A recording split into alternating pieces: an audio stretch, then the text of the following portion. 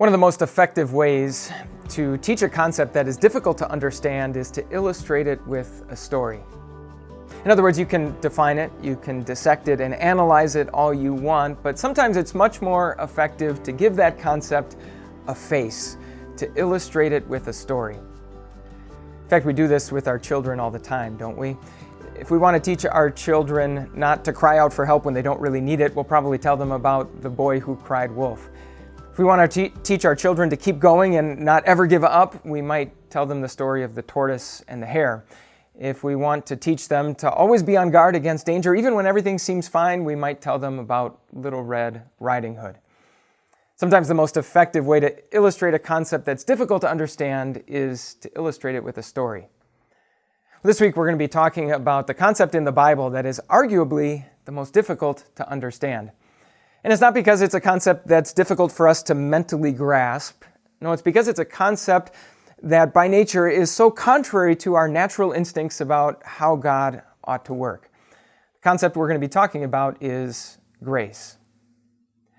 Now, without a doubt, it's very possible to define grace. In fact, the Bible does that often, and it's important for us to understand that definition clearly. For example, in Ephesians, it says this: "Because of His great love for us, God, who is rich in mercy, made us alive with Christ, even when we were dead in transgressions. It is by grace you have been saved." So even though we could do nothing to help ourselves, God, all by Himself, saved us by sending His Son Jesus. And the reason He did this was not because of anything good that He found in us. Instead, He was motivated only by His unconditional love. That's grace. God's undeserved, unconditional love that prompted Him to send Jesus as our Savior. Sounds simple, doesn't it? And yet, as I mentioned, grace is probably the concept in the Bible that is most difficult for us as human beings to grasp. And if you don't believe me, stick around. This week we're going to see how some people in Jesus' day really struggled to understand this concept of grace.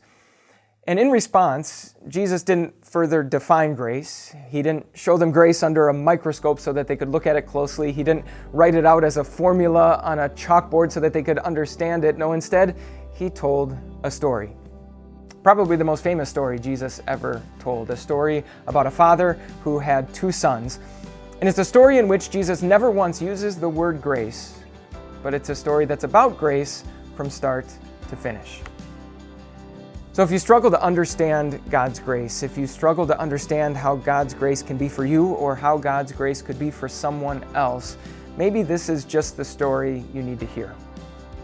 Without a doubt, careful definitions and clearly articulated understandings of grace are very, very important, and yet make no mistake, grace is more than just a term.